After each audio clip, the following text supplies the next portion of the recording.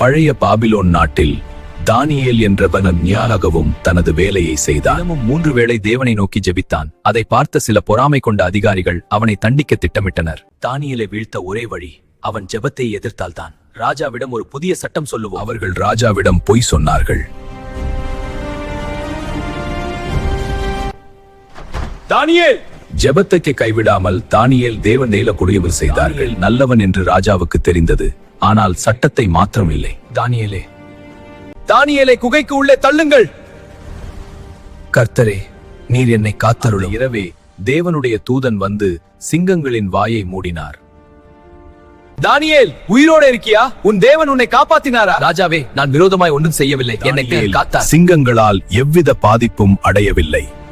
தானியேலின் தேவன் உயிருள்ள உண்மையான தேவன். அவர் காப்பாற்றுகிற தேவன்.